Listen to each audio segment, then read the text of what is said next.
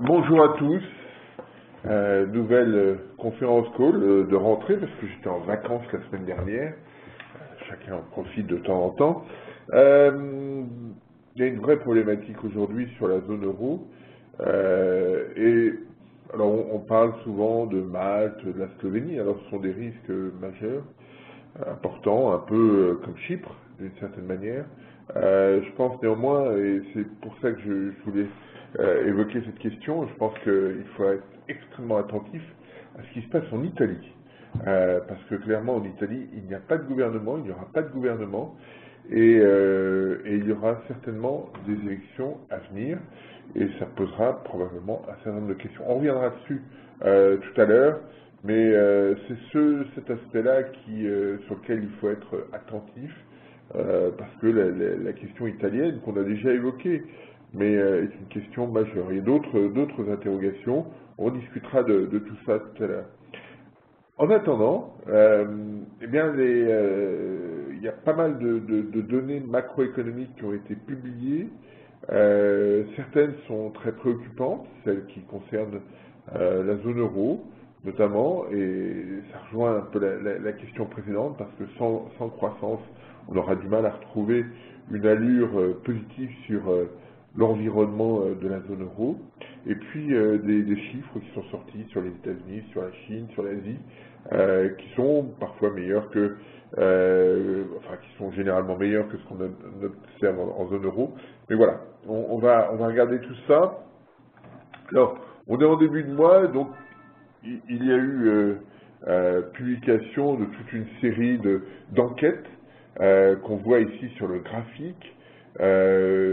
Voilà, ce sont les enquêtes PMI, ISM qui ont été publiées. Alors, vous avez plusieurs éléments. Hein. Là, on va commencer par le haut. Vous avez l'indicateur en bleu ici qui est le PMI américain, qui n'est plus l'ISM, hein, puisque maintenant il y a une publication spécifique.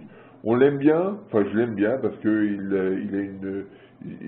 généralement c'est un indicateur qui est assez cohérent avec l'évolution de la production industrielle à 3 mois aux États-Unis, et donc pour ça vaut le coup de l'intégrer.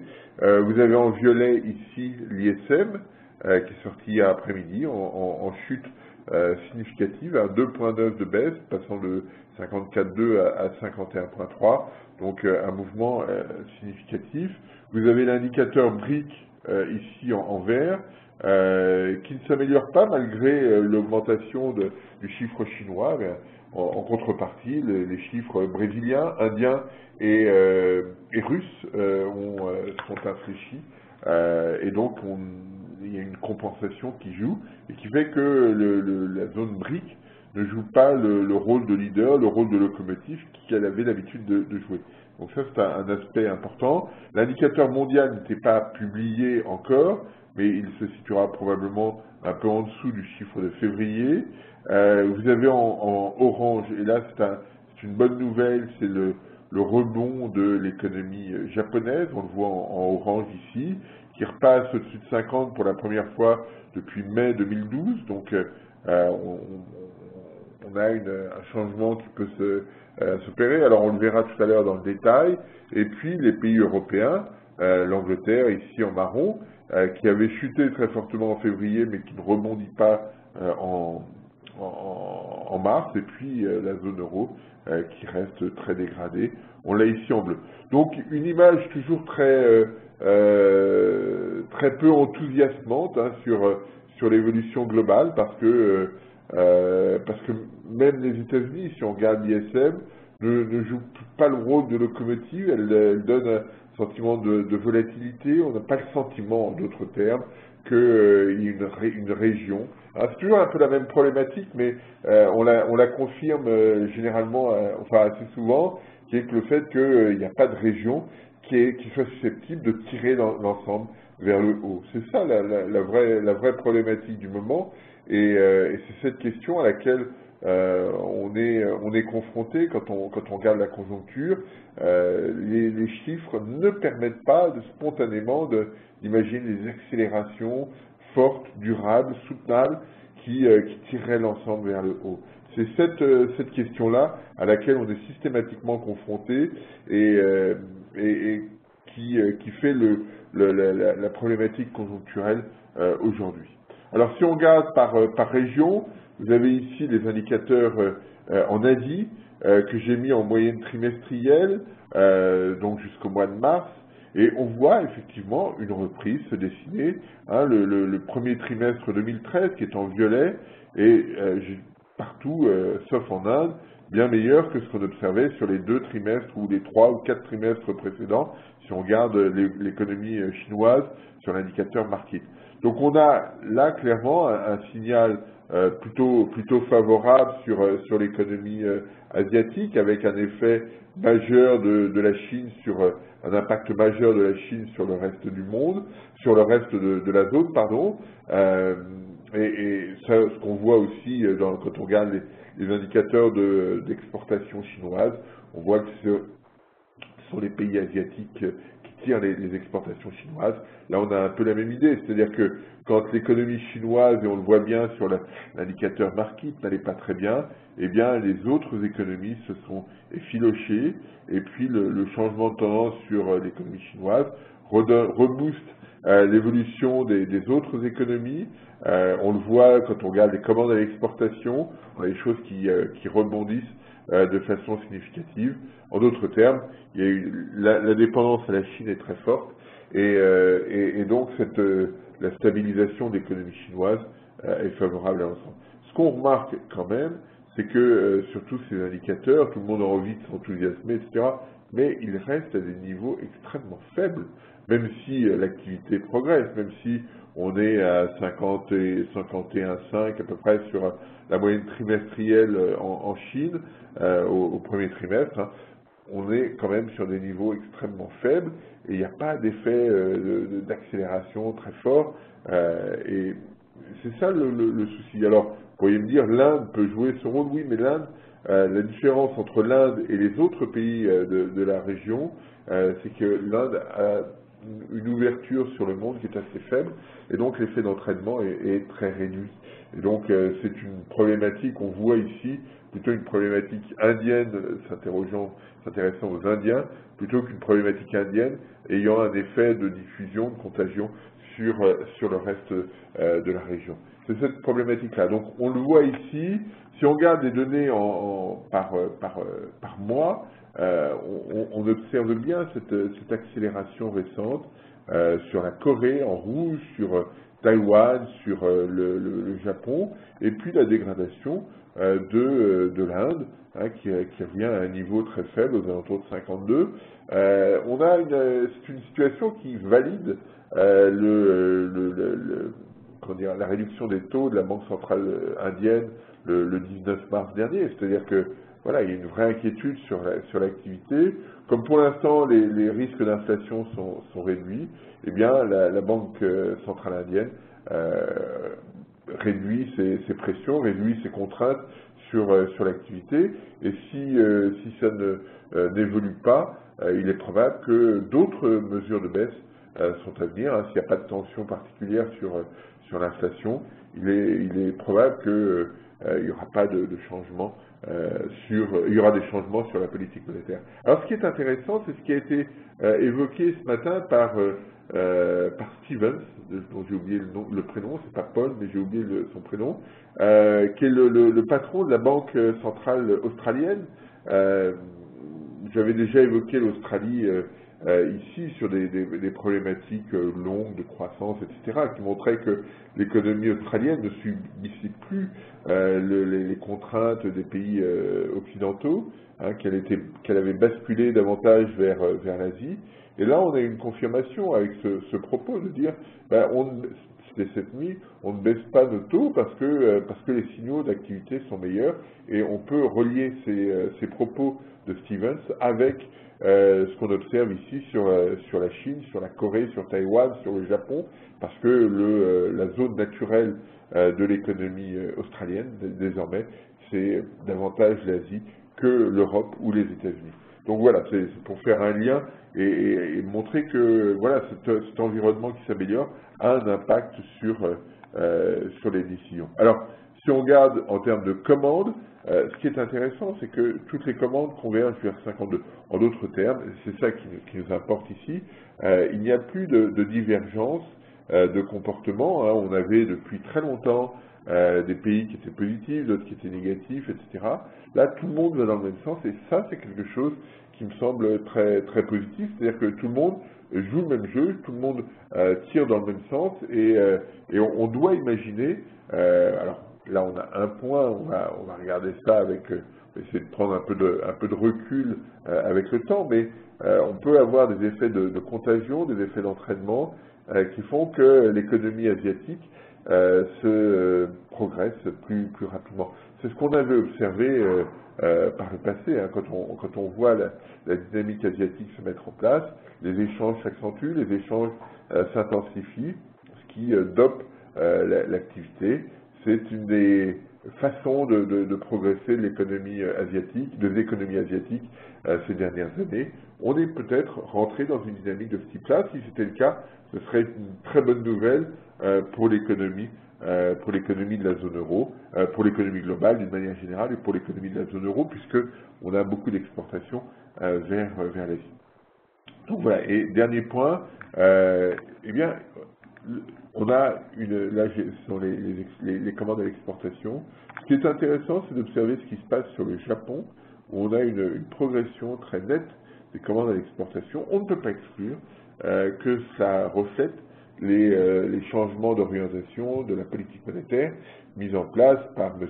Abe et appliquée pour l'instant par le gouverneur de la Banque centrale, qui a été de dire, ben voilà, on change de stratégie, ça se traduira potentiellement par une baisse du yen, c'est ce qu'on a observé, un peu pratiquement 25% de baisse, et peut-être l'explication de cette amélioration des commandes à l'exportation. Là, c'est un signal intéressant. Autre point qui va être intéressant, on a jeudi matin, dans la nuit de mercredi à jeudi, la première réunion de la Banque centrale japonaise sous l'égide de M. Kuroda, le nouveau gouverneur.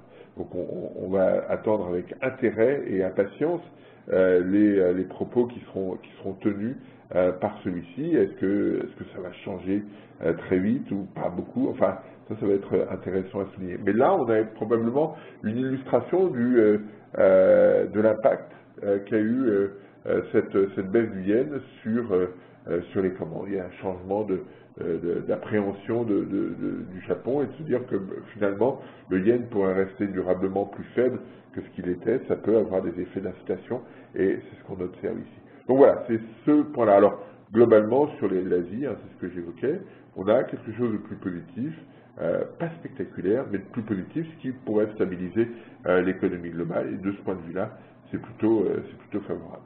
Si on regarde l'économie américaine, vous avez ici l'ISM qu'on a eu hier après-midi, avec un repli sous la moyenne historique, hein, qui est en bleu ici. Moyenne historique depuis 70, la moyenne depuis 50 est un petit peu plus élevée, mais bon, on va pas chipoter. Mais on vient, voilà, vous voyez, c'est cette problématique-là sur cette période, hein, depuis le début de l'année 2011, on est autour de la moyenne historique, on n'a pas de capacité à se décaler par rapport à ça, et à se décaler de façon durable, sans que ce soit systématiquement une période post-récession d'accélération, comme on l'avait vu. Donc, voilà, vous voyez, ces périodes-là qu'on avait dans les années 90, avec des phases d'accélération, ou dans les années 80, sans que ce soit des sorties de récession, ça on ne l'a pas, et c'est ce qui serait aujourd'hui nécessaire. Alors, voilà, il n'y a pas de drame, on est toujours au-dessus de 50, il y a toujours une activité qui progresse, mais un petit peu moins vite, à un rythme un petit peu plus faible que ce qu'on observait par le passé, et on voit bien les sources de ralentissement quand on fait la décomposition, sont les commandes essentiellement, la production, hein, sur 2,9 points de baisse de l'indice ISM, vous avez 1,3 qui vient des commandes et 1,1 qui vient de la production. Donc 2,4 sur 3,9 qui viennent, 2,4 sur 2,9 pardon, qui viennent des commandes et de la production. C'est un aspect à regarder avec attention. On voit que sur ces derniers mois, les commandes avaient plutôt tendance à être mieux orientées en moyenne. Il y a peut-être un coup d'arrêt. Ça va être un aspect important à regarder. Est-ce que c'est lié aux effets peut-être un peu psychologiques, pas simplement, mais un peu des phénomènes de séquestration, hein, de réduction des dépenses publiques? Je ne sais pas. Pour l'instant, on n'a pas d'éléments suffisants pour jauger et juger cette question, mais c'est un des aspects qu'il faut souligner. Alors, il y a encore les carnets de commandes sont encore fournis, on va continuer de produire, hein, on n'est pas, mais on change probablement de rythme et ça traduit ce que j'évoquais tout à l'heure, c'est-à-dire qu'on voit bien sur la séquence des commandes ici qu'on n'a pas de phase d'accélération durable, on n'a pas de phase d'emballement, et ce qui a posé un certain nombre de questions sur la conjoncture américaine, hein, de se dire, est-ce que, comme on le voit depuis 2 ans, 3 ans, est-ce qu'on a une bonne accélération de l'activité sur la fin d'année, sur le tout début de l'année de l'année, hein, on l'avait vu l'année dernière, on le voit cette année, on l'avait vu l'année précédente, et puis après, au printemps et à l'été, la situation s'infléchit, ralentit. Est-ce qu'on est à nouveau dans cette configuration-là? Ça va être intéressant à regarder, mais ayons ça en tête parce que c'est une configuration qui pourrait se reproduire et réduire un petit peu les attentes trop enthousiastes qu'on a vues sur l'économie américaine. Donc attention à cet environnement. On avait déjà souligné ce point quand on avait regardé les chiffres d'emploi du mois de février, puisque tout le monde s'était enthousiasmé en disant les chiffres sont excellents, etc. Mais en fait, les chiffres étaient nettement moins bons que ceux qu'on avait observés sur janvier et février de 2012. Donc, n'allons pas trop vite sur ces situations. Donc voilà, ça c'est le point. Si on regarde rapidement les questions dynamiques, hein, vous avez ici en bleu l'évolution du ratio nouvelles commandes sur stock, et vous avez en bleu ciel l'évolution du PIB. On n'a pas d'accélération, on n'a pas un truc qui nous tire vers le haut, qui crée un décalage. C'est toujours un peu la même chose. Le seul facteur qui joue favorablement sont les éléments liés à l'exportation. Vous voyez que les commandes à l'export retrouvent une allure plutôt favorable. Ça, c'est très bien. Et ça peut permettre de compenser en partie cette espèce d'atonie interne qu'on a observée là sur le mois de mars. Alors, parmi les autres données qu'on doit regarder, il y avait la semaine dernière l'évolution des revenus et de la consommation. Vous voyez que les revenus ont progressé très rapidement, un peu au-delà de 1% sur le mois. Là aussi, soyons prudents dans l'interprétation. Vous voyez qu'autour de la fin d'année, avant et après, il y a des ajustements financiers assez forts, des ajustements sur les revenus financiers. Ça reste toujours une problématique liée aux dividendes. Il y a une composante fiscale liée aux dividendes. Donc, n'allons pas trop vite dans l'interprétation, parce que quand on regarde les autres composantes, hein, le revenu du travail salarial en vert ici, ou les autres éléments, on n'a pas d'accélération majeure, on n'a pas de situation qui permette de penser que le 1% constaté en février sera quelque chose de durable. Donc attention à la surinterprétation, mais on voit bien que sur toute cette partie-là, le changement de la fiscalité sur les dividendes joue un rôle important. Sur la consommation, vous avez ici un graphique habituel sur l'évolution de la consommation et des indicateurs de confiance des ménages. Toujours pas d'accélération de la confiance et une consommation qui reste autour de 2%. Pour l'instant, on ne peut pas faire l'hypothèse que ça va aller beaucoup plus vite, qu'on va revenir sur les 3-4% qu'on avait auparavant. C'est cet aspect-là qu'il faut bien avoir à l'esprit, pas forcément d'accélération spectaculaire de la consommation des ménages, pour des raisons simples hein, de ressources. On le voyait sur le revenu salarial juste avant, on n'a pas du côté des ménages des accélérations de salaires très robustes qui permettent de décaler de décaler les choses et de les inciter à consommer davantage. Alors ça c'est un point sur lequel je retiendrai votre attention, c'est l'évolution des commandes de biens d'équipement. Voilà, on a vu tout à l'heure des ménages qui sont bien, mais c'est pas une situation excessivement favorable, mais pas dramatique non plus. J'ai évoqué tout à l'heure les coûts budgétaires. Le facteur sur lequel on sera attentif, ou sur lequel on doit être attentif, c'est l'investissement des entreprises. Et ces commandes de biens d'équipement sont généralement un bon indicateur de la façon dont l'investissement va évoluer. Alors on voit sur les chiffres de janvier-février, hein, le point haut ici est celui qui est un petit peu en dessous, qu'on a quelque chose de robuste. Hein. On est à 5,8% de hausse par rapport à la moyenne du dernier trimestre 2012. Donc ça veut dire qu'à priori, ça donne un signal positif sur l'investissement. Mais soyons attentifs à cette question parce que c'est ce facteur-là qui sera le facteur déterminant de la conjoncture américaine en 2013. Si effectivement on a un regain d'investissement, on peut avoir beaucoup d'espoir sur l'économie américaine. Si le retournement qu'on observe là se prolonge, la conjoncture américaine sera beaucoup moins brillante. En d'autres termes, nous on a fait une estimation moyenne sur l'investissement, positif mais pas excessive, ce qui nous mène à un peu moins de 2% de croissance.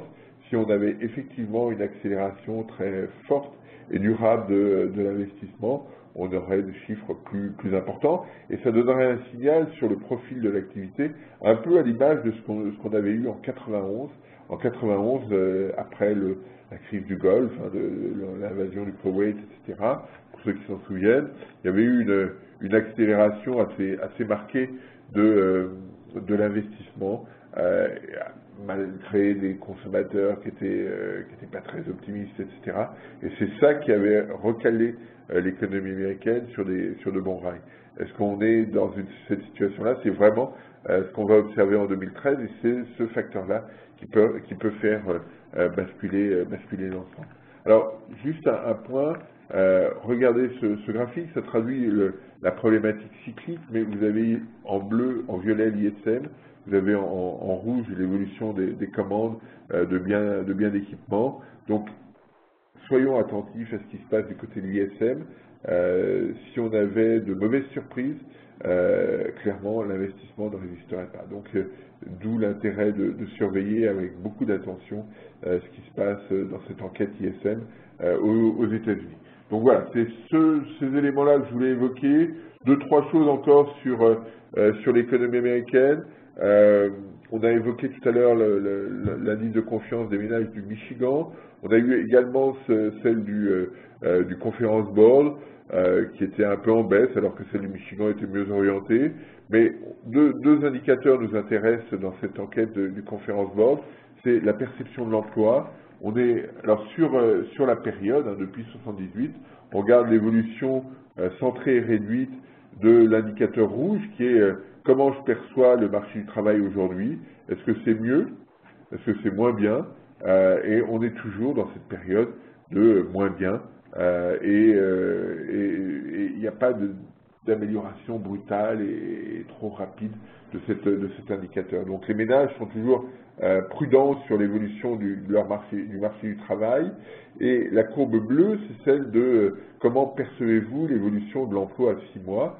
Et on voit que sur le chiffre du mois de mars, on est passé sous un écart type par rapport à la moyenne. Ça veut dire que globalement, les ménages s'inquiètent un petit peu plus sur l'évolution de la situation du marché du travail. Et ça permet d'imaginer pourquoi ces ménages sont toujours un petit peu prudents dans leur comportement de dépense. L'autre aspect qui nous intéresse, c'est comment je perçois l'évolution de mes revenus quand je suis un ménage américain, évolution à 6 mois, et on est toujours dans un environnement très négatif. On a eu en fin d'année, début 2013, des chiffres très négatifs sur cet item.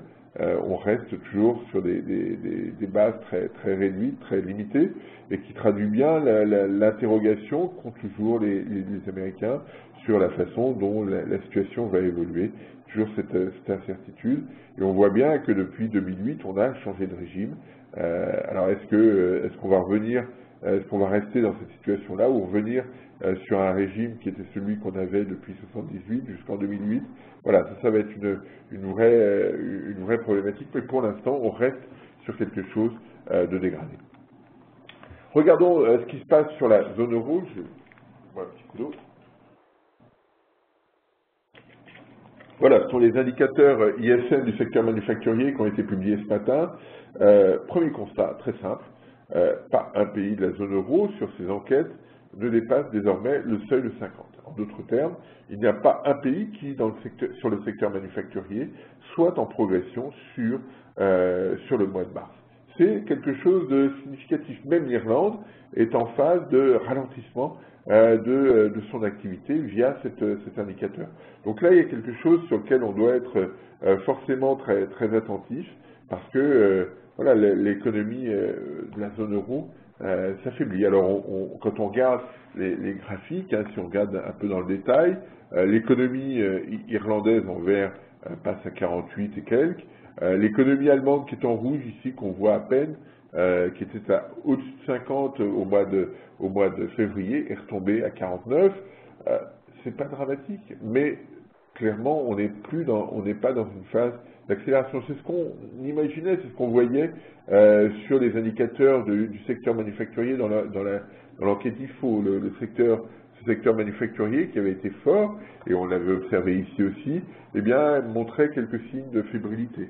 Alors, on a la confirmation ici. Ce qui va nous intéresser, c'est ce qui s'est passé en Italie, en Espagne, vous voyez, qui sont ici, qui s'étaient améliorés en janvier-février et qui retombent. La France, elle, n'avait pas bougé quasiment sur cette période-là, et on a une situation où les pays latins retrouvent tous quelque chose, une allure très préoccupante de fragilité majeure de leur secteur manufacturier. Pas de changement, pas de rupture à la hausse du tout, ni en Italie, ni en France, ni en Espagne, et encore moins en Grèce, mais ces aspects-là nous paraissent importants. On constate aussi, c'est la courbe orange, que les Pays-Bas sont en grande fragilité à nouveau aujourd'hui. Alors si on regarde dans le détail sur les commandes, là aussi on est revenu partout, en dessous de 50, hein, les commandes se contractent un peu partout, et vous voyez qu'en Italie, le mouvement est extrêmement fort. C'est la courbe bleu clair ici, bleu ciel, mais en Espagne, etc. On a cette situation de contraction des chiffres de commandes. C'est très préoccupant parce que ça veut dire que on n'a rien pour alimenter l'activité des entreprises, d'où cette énième rhétorique sur les politiques d'austérité. Hein. Si vous réduisez la demande, vous réduisez les commandes ici, et si vous réduisez les commandes, vous réduisez l'indicateur synthétique qu'on a vu précédemment, et vous facilitez les problématiques de récession. On reste toujours dans les mêmes logiques, mais c'est des logiques qui sont aujourd'hui implacables. Si on regarde ces commandes sur la zone euro, hein, qui ont été un petit peu dégradées par rapport à l'estimation flash, vous avez ici en violet, le ratio nouvelles commandes sur stock, et en bleu foncé, l'évolution de la production industrielle sur 3 mois. Voilà, on a eu une amélioration sur la fin d'année, notamment sous l'impulsion de l'Allemagne. Cette amélioration est passée. Là-dessus, il n'y a pas beaucoup d'ambiguïté. Et donc, ça veut dire que sur la deuxième partie de l'année, sur la deuxième partie du premier semestre, on ne doit pas s'attendre à quelque chose de très robuste en matière de production industrielle. Et ça me redonne une question que me posait ce matin Stéphane Soumier sur BFM, qui est de dire tout le monde a envie de croire que le deuxième semestre sera meilleur. Elle me dit, est-ce que vous faites partie de c'est compliqué d'imaginer ça. Alors on a vu tout à l'heure que l'Asie s'améliorait, on a des doutes sur l'économie américaine, même si on a le sentiment que ça s'améliore un peu, mais la question qui est posée, c'est Est-ce qu'il va y avoir à l'extérieur une pression à la hausse de l'activité très forte? Pour l'instant, on ne voit pas grand-chose sur ce point-là. Et si ces éléments ne sont pas là, eh bien, qu'est-ce qui en interne permettrait d'imaginer que l'activité va reprendre très vite au sein de la zone euro? C'est cette problématique-là à laquelle on doit être attentif. Alors, si l'environnement extérieur va nettement mieux, clairement, on en bénéficiera. Et effectivement, la deuxième partie de l'année sera meilleure, mieux orientée. Mais si ça reste fragile, comme ça l'est aujourd'hui, eh bien, les effets d'entraînement seront toujours très réduits. Et donc, si on veut retrouver de la croissance, si on veut trouver de la croissance sur la deuxième partie de l'année, eh bien, il faudra le trouver en interne. Et pour l'instant, les signaux, on l'a vu sur les commandes, restent très fragiles. Et les commandes à l'export restent elles aussi assez fragiles. On le voit ici sur ce graphique, hein, le seuil de 50 est ici. Quasiment tout le monde, sauf les Pays-Bas, sont en dessous de 50. Donc on a quelque chose, voilà, on a une interrogation au mois de mars, un peu plus qu'en février, sur les sources de l'activité, qu'est-ce qui va générer une activité un petit peu plus robuste. Alors, on peut regarder d'autres éléments. Bon, là, j'ai mis l'évolution de l'emploi. On voit pas grand-chose. Hein. C'est un peu brouillon tout ça, mais c'était juste pour avoir la transition vers le chiffre du chômage qui est sorti ce matin à 12%. Le chiffre du mois de janvier qui était sorti à 11,9 a été révisé à la hausse à 12%. Donc 12% en janvier, 12% en février. J'ai mis ici une série assez longue, hein, on monte à 95, on n'a pas de chiffres cohérents avant. On reste sur des niveaux très faibles. Ou très élevés, et qui traduit une dynamique très faible sur le marché du travail. C'est cette question-là qui est importante, parce que derrière toutes ces questions liées à l'activité, liées aux politiques d'austérité, il y a cette question de l'emploi et cette problématique du chômage. C'est cet environnement qui nous intéresse et qui est important sur le plan macroéconomique, parce que si vous alimentez l'emploi, les revenus, vous créez une dynamique autonome. Pour l'instant, du fait de cette dégradation très rapide de l'emploi et du taux de chômage, eh bien, vous avez une situation qui ne peut pas retrouver de l'autonomie et une dynamique autonome spontanément. Alors, ce matin, il y a eu un économiste américain qui faisait une remarque. Si vous regardez ici, on va faire un petit dessin. Hop. Non, c'est pas celui-là, c'est le dessus. Non, c'est pas ça. Voilà, c'est celui-là. On va le mettre en bleu ou en rouge. Il faut que je fasse ça, voilà. Hop. Si on regarde ici, pourquoi ça marche pas? Il faut que je fasse ça. Voilà. Ici, on a Lehman. Ici, c'est la fin de Lehman.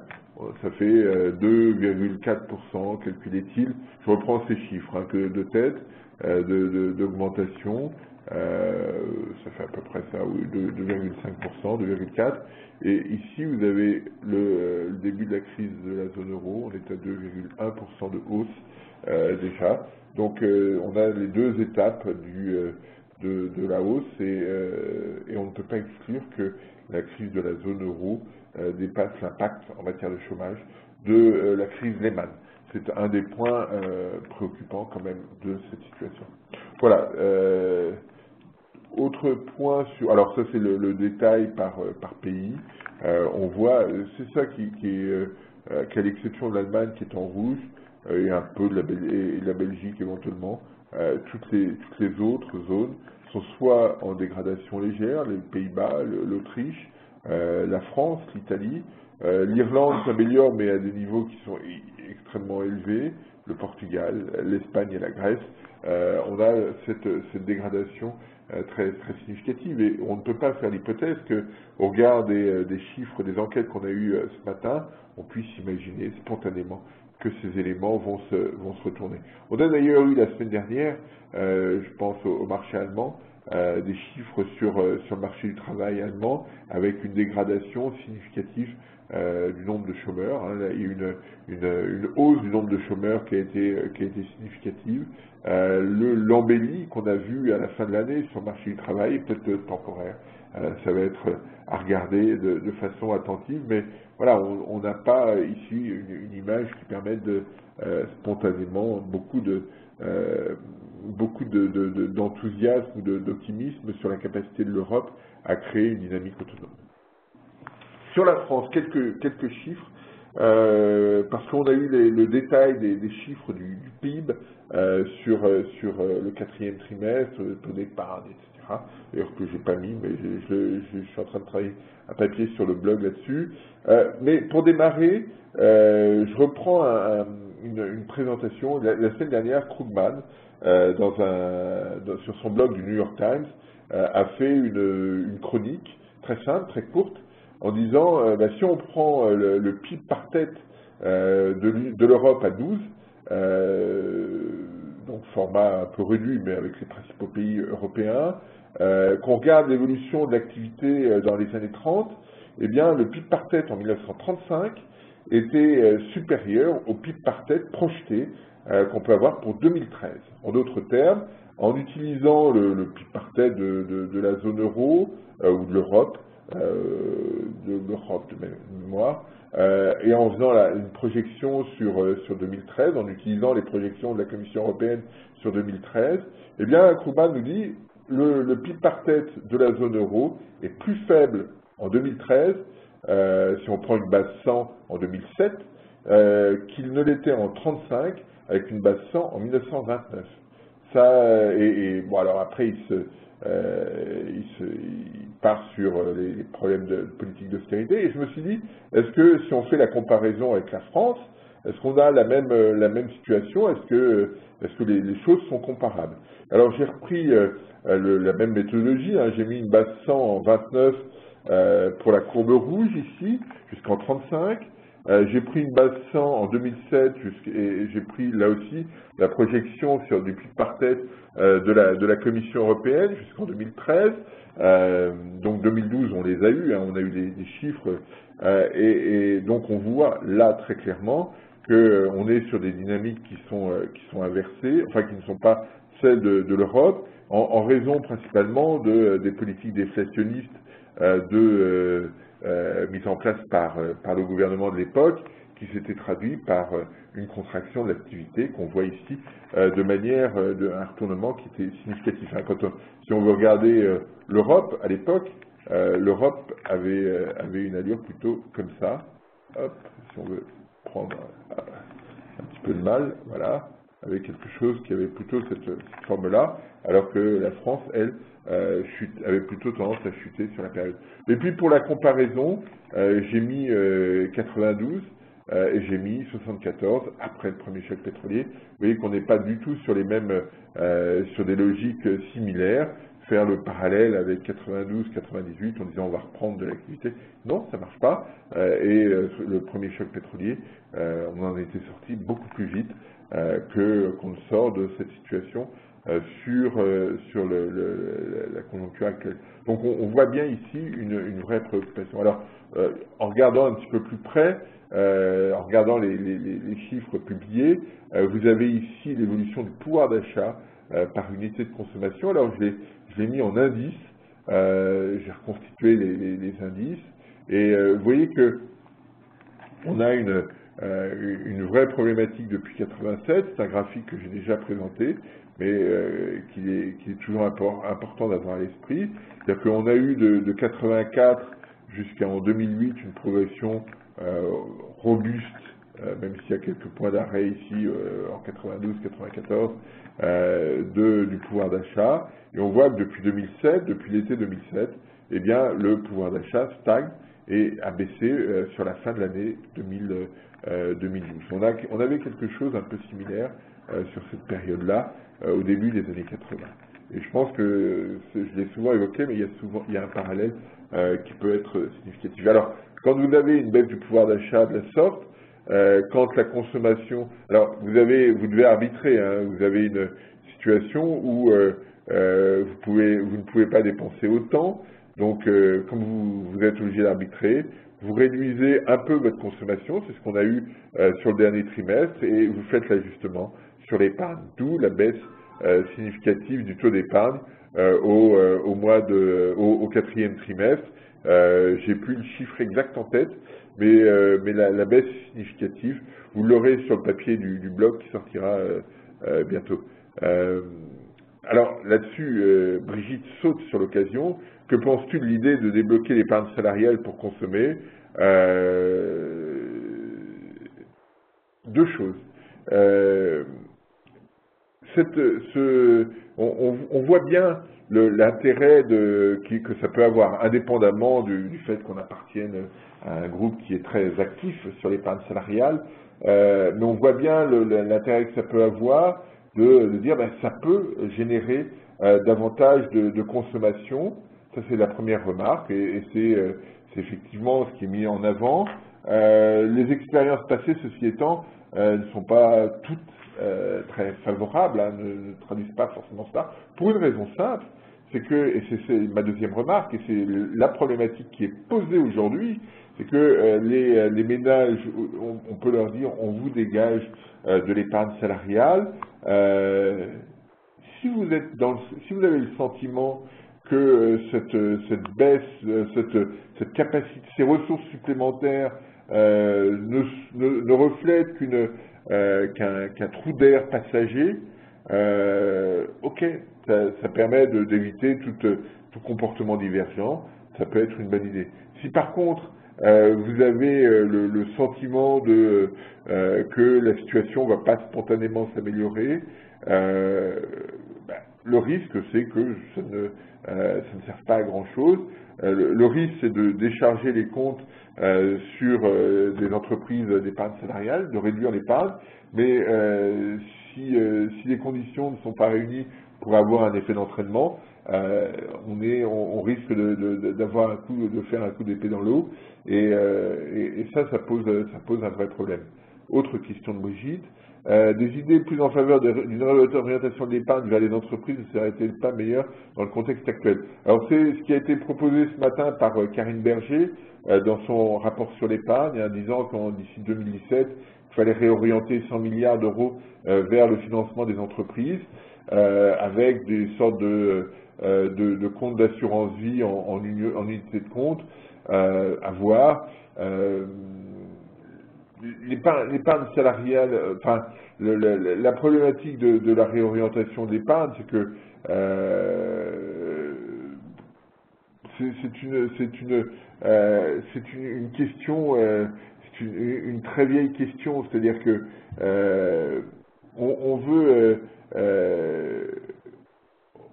on souhaite que les ménages financent les entreprises, hein, c'est le but des marchés financiers, mais c'est une situation qui est systématiquement intermédiée par les banques, donc c'est toujours un petit peu plus compliqué, mais ça a souvent très bien fonctionné, mais dans les périodes compliquées c'est un peu difficile, mais dans le même temps on ne développe pas les marchés pour permettre ce financement direct.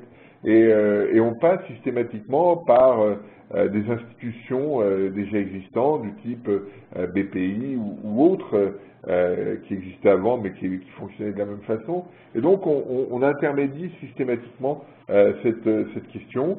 Est-ce qu'il ne serait pas plus efficace, comme ça avait été souligné il y a 6 mois ou 1 an, de développer davantage un marché plus direct entre les entreprises et les ménages? Ça me paraît être une meilleure idée plutôt que de refaire un produit avec incitation fiscale à tout va et avec une situation un peu compliquée parce que les problématiques d'assurance vie permettent en grande partie le financement de la dette. Donc on rentre dans quelque chose d'un peu compliqué et donc, même si on reste sur cette question, la problématique du financement des entreprises, c'est qu'aujourd'hui, la demande de crédit est très faible. Donc, l'environnement dans lequel on se situe est là aussi toujours très, très important, et on doit être attentif à cette situation. C'est pas parce qu'on va avoir des crédits que spontanément l'investissement va repartir. Si ça fonctionnait comme ça, ce serait bien, mais ça ne marche pas comme ça. Hélas, il faut pouvoir se projeter dans le futur, et aujourd'hui, clairement, personne n'a cette capacité. Donc, on peut donner ça peut permettre de développer des secteurs d'avenir, mais il faut créer un environnement plus favorable. Du côté des entreprises, et ça refait un peu le parallèle que j'évoquais tout à l'heure, on a un niveau de taux de marge, qui est la courbe en rouge ici, qui est extrêmement faible, qui rappelle celle du début des années 80, et on voit bien la rupture en 2008, hein, l'inertie qu'il y a sur les coûts salariaux, hein, puisque le taux de marge, c'est le BE sur la valeur ajoutée. Alors, il y a des effets liés un peu à la fiscalité, aux impôts sur la production, mais vous avez surtout des coûts salariaux qui ont une certaine inertie et qui, quand la valeur ajoutée baisse ou ralentit très fortement, eh bien, pénalise l'excédent brut d'exploitation et pénalise les entreprises. Et derrière, vous avez une situation plus fragile des entreprises qui n'ont plus forcément toutes les capacités nécessaires pour réinvestir. C'est cette problématique-là à laquelle on doit être attentif et qui pose un certain nombre de questions sur la capacité des entreprises à investir, à retrouver de l'allant. Et vous avez en violet ici l'écart entre l'évolution des prix de production et des coûts salariaux unitaires. On a toujours ça a à peu près la même forme, avec toujours la même idée, c'est que les entreprises ont du mal à répercuter les hausses de prix sur les hausses de coûts salariaux sur leurs prix, en raison d'un type de produit plutôt moyen. Et elles ne sont pas capables de fabriquer leurs propres prix et de les imposer au marché. C'est une problématique qui est souvent évoquée sur l'économie française. Dernier point que je voulais évoquer là-dessus, c'est l'évolution de la productivité, PIB par emploi, que j'ai mis en variation sur 5 ans. Ça, c'est une vraie problématique, c'est-à-dire que depuis 2007, la productivité a chuté de façon très brutale, très forte, et sans inversion de tendance. Ça, c'est problématique pour une raison simple, c'est que c'est cette productivité qui permet de dégager des marges pour payer les salaires. C'est tout simple. Mais voilà, c'est cette question-là sur laquelle on doit se pencher. On voit bien, j'avais présenté il n'y a pas très longtemps l'évolution de la croissance sur 5 ans. Là, c'est la productivité. On a des allures un peu similaires, mais je trouve ce graphique plus préoccupant pour une raison simple, c'est que on a quelque chose qui ne permet pas de dégager des marges et de payer davantage de salaire. C'est ça qui est ennuyeux. Si vous regardez ici, vous avez des pics qui ressemblent un peu à des clochers d'église. C'est 68. Il n'y a pas de... C'est un impact, comme je mets sur 5 ans, c'est un impact parfois assez fort. Voilà, deux choses encore sur les finances publiques. 4,8% en 2012, 3,7% en 2013, sont les projections. Donc on est encore loin du zéro, et ça me chagrine pas plus que ça de ne pas aller plus vite que ça. Et puis en termes de dette, effectivement, une progression toujours forte, et toujours cette même question sur laquelle on doit trancher, c'est est-ce qu'il faut favoriser la croissance ou stabiliser la dette. Les deux ne sont pas forcément compatibles, ne sont pas compatibles, et donc il y a des choix à faire. Le gouvernement français voudrait choisir l'activité, mais l'Europe le contraint un peu et il ne sait pas vraiment quoi choisir. Et puis ici, je l'ai mis sur une période plus longue, en données annuelles, et vous voyez que depuis 81, la dette augmente de façon significative, sauf sur les périodes de croissance forte. C'est le cas à la fin des années 90, où il y avait eu un mouvement, et puis en 2006-2007, il y avait eu des effets plutôt favorables, notamment liés à des prix bas. Mais on voit sur les périodes de conjoncture fébrile, 92-96, la dette augmente de façon significative, et elle augmente ici aussi de façon forte depuis 2008, comme on le voit ici.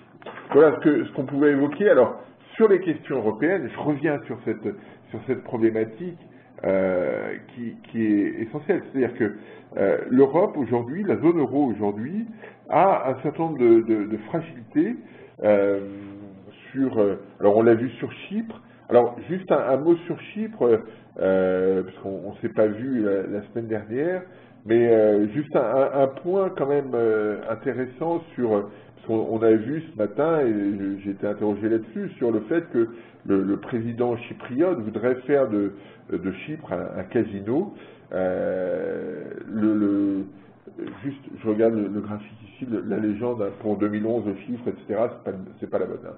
On est sur le chiffre de 2011 et 2012, sur les chiffres de l'année. J'ai oublié de l'enlever.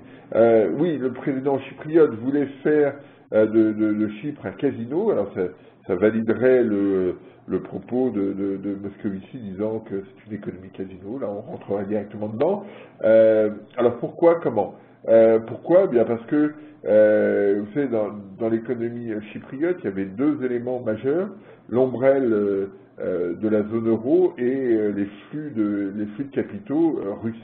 Avec le plan qui a été adopté, les flux de capitaux vont disparaître, ou tout au moins ne seront plus aussi denses, hein, parce que quand vous êtes susceptible d'être pénalisé comme vont l'être un certain nombre de déposants russes, eh bien vous cherchez ailleurs quand vous pouvez vous échapper.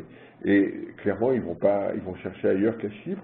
Et donc, il faut trouver une nouvelle source de flux financiers.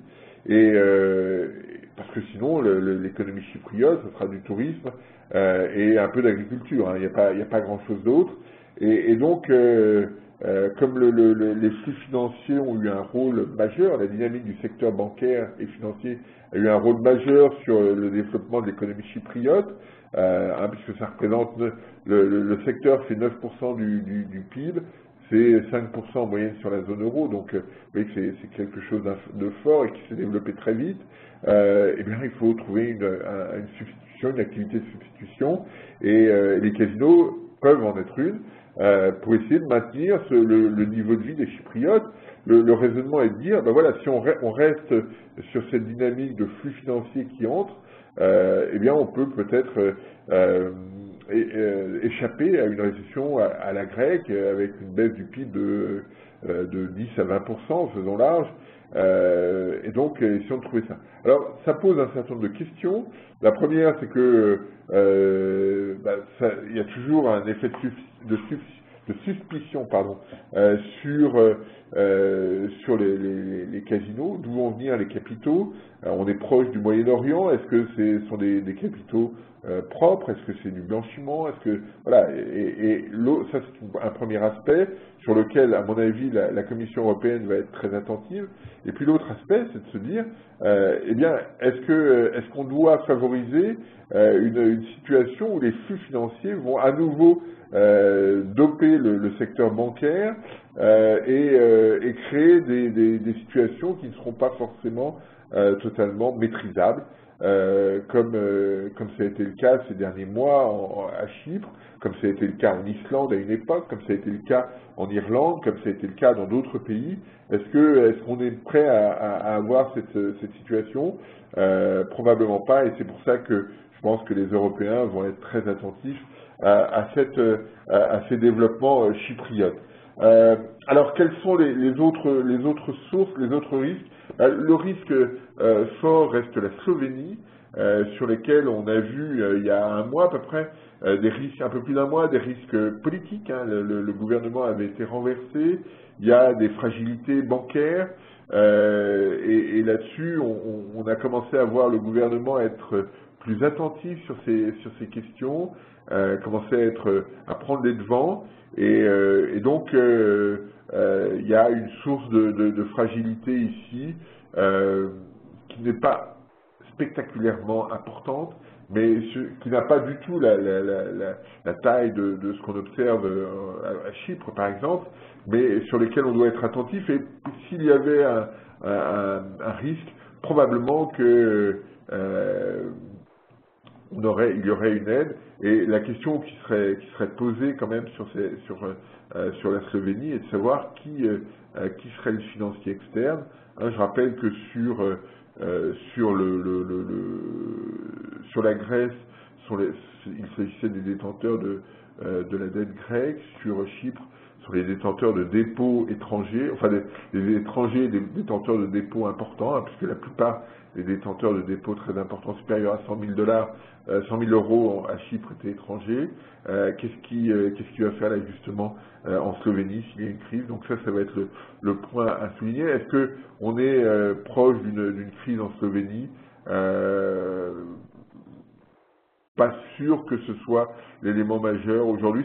En tout cas, s'il y avait une hiérarchie à faire, la hiérarchie serait de mettre en avant d'abord ce qui se passe en Italie, où là la situation est très troublante, très préoccupante. J'avais souvent évoqué le fait qu'on ne pouvait pas imaginer un gouvernement stable en Italie. J'avais écrit pas mal de choses là-dessus, pour une raison simple, hein, c'est que les trois partis potentiellement détenteurs du pouvoir, c'est-à-dire le Parti démocrate de Bersani, la droite de Berlusconi ou Beppe Grillo, aucun de ces trois acteurs n'a la même vision de l'Italie dans l'Europe. Et donc il est compliqué de mettre en place une stratégie coopérative de ces trois options. Et donc on va probablement aller vers de nouvelles élections, et de nouvelles élections, ça pourrait donner un avantage, c'est ce que semblent suggérer les sondages, ça pourrait donner un avantage à Berlusconi. Et là se pose une vraie question de savoir comment la situation pourra s'articuler si effectivement les taux d'intérêt remontent par défiance des investisseurs. Est-ce que la BCE pourra intervenir? Parce que clairement Berlusconi ne voudra pas forcément s'engager dans les contraintes qui ont été mises en place par la Banque Centrale Européenne. Hein. Je rappelle que dans les opérations dites OMC qu'a présenté Mario Draghi en août et en septembre, le 2 août et le 6 septembre, il faut que le pays s'engage à un certain nombre de réformes, d'engagements financiers, etc.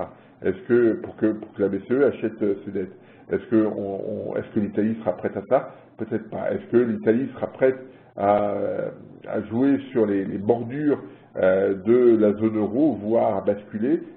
On ne peut pas forcément l'exclure si Berlusconi y trouve un intérêt. Donc là, je pense que le vrai souci, il est là.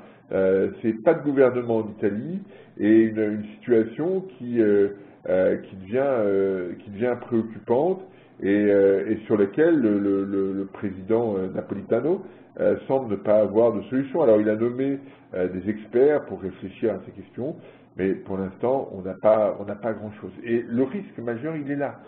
Il n'est pas il est forcément global parce qu'il n'y a pas de croissance.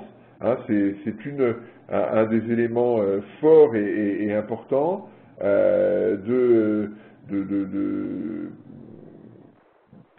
qui crée un climat un peu délétère un peu partout parce qu'il y a des défiances de toutes sortes et il y a des choix qui sont faits parfois un peu nationalistes, c'est ce qu'on a vu en Italie notamment.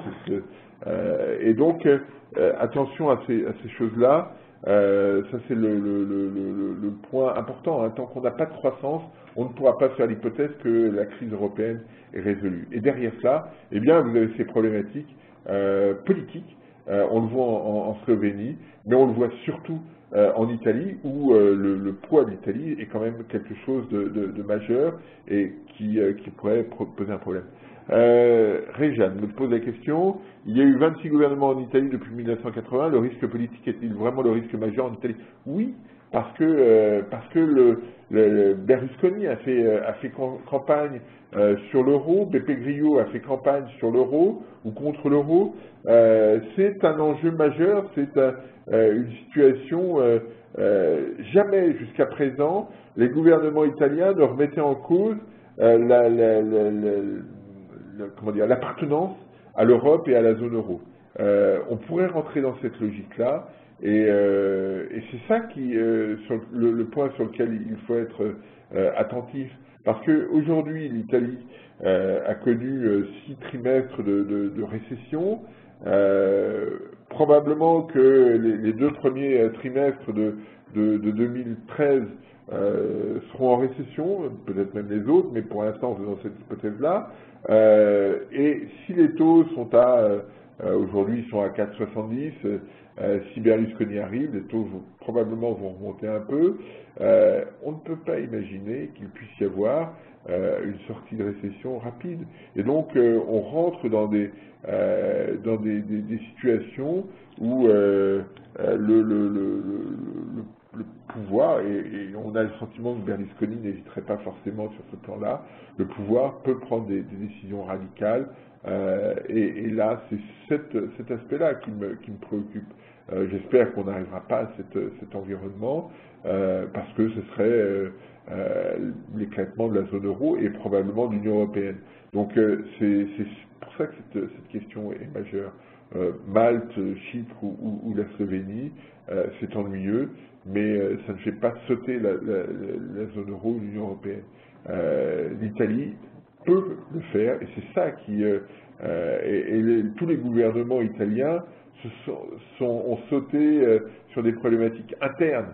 Là, dans la campagne, et moi j'en ai discuté avec nos amis de Milan, Ngam à Milan, et ils disaient le souci c'est que l'Europe et l'euro sont souvent bouc émissaires, et s'il y a de nouvelles élections et que la situation ne s'arrange pas, et on l'a vu dans les indicateurs présentés, on n'a pas le sentiment que la situation puisse spontanément s'améliorer en Italie et dans la durée, eh bien ça peut créer des gouvernements un peu radicaux dans leurs options. Et c'est ça qui, moi, me préoccupe et me semble être la situation la plus compliquée à gérer. Alors, qu'est-ce qu'il faudrait faire par rapport à ça? Je pense que les objectifs qui ont été fixés aux Européens de réduire très vite leur déficit public me paraît excessif. Hein. C'est un élément que j'ai souvent évoqué. Et puis je pense que la BCE doit probablement être plus volontariste. C'est-à-dire qu'il faut se donner du temps, il faut se donner des moyens. Et là-dessus, si on a des engagements un peu plus longs, la BCE peut changer un petit peu ses règles d'OMT et accepter des règles de rééquilibrage des finances publiques un petit peu plus longues que ce qu'elle souhaitait. Question de Madi. Dans le contexte actuel, l'euro n'est-il pas surévalué? Une baisse serait-il une solution pour retrouver de la compétitivité à l'export? L'euro n'est pas très cher. L'euro, je l'avais montré il y a 3 semaines ou un mois, et il doit être un peu plus faible aujourd'hui. C'est-à-dire que l'euro est la parité, le taux de change effectif de l'euro est proche de sa moyenne historique. La question qui est posée, alors quand on regarde ça, on se dit effectivement il n'est pas très cher, enfin il n'est pas particulièrement onéreux. La question qu'on doit se poser, c'est la moyenne auquel pouvait correspondre à une croissance tendancielle à 2%. On a probablement aujourd'hui une croissance tendancielle probablement plus proche de 0,5 que de 2%. Est-ce que effectivement ce taux de change effectif proche de sa moyenne sur les 15 dernières années, hein, depuis 99, est-ce que finalement c'est pas un peu cher par rapport à cette capacité à croître, à cette très faible capacité à croître de l'économie européenne? Peut-être. C'est peut-être dans cette optique-là qu'il faut y réfléchir. Se dire finalement la croissance potentielle est faible, et là-dessus on peut, il sera intéressant d'écouter Mario Draghi jeudi, parce que Mario Draghi la dernière fois a évoqué le changement fort de politique monétaire, et j'espère qu'il va enfoncer le clou cette fois-ci. Il a dit les taux d'intérêt resteront bas tant que la situation le nécessitera. Et j'espère qu'on va rester dans cette optique-là et que Mario Draghi va évoquer à nouveau cette question-là. Et donc voilà, c'est cette problématique-là, donner du temps, parce qu'on ne résoudra pas les questions en y allant à marche forcée. On a bien vu qu'il n'y avait pas de demande, il n'y avait pas de croissance, et si on rentre dans cette logique-là, on ne peut pas exclure qu'on ait des signaux plus radicaux sur le plan politique, et ça c'est clairement pas souhaitable, parce que l'Union européenne en souffrirait profondément. Voilà ce qu'on pouvait évoquer. Il y a d'autres questions? Donc, voilà, j'ai débordé un petit peu, mais s'il n'y a pas d'autres questions, je vous donne rendez-vous la semaine prochaine pour une nouvelle conférence call. Au revoir à tous et bonne semaine.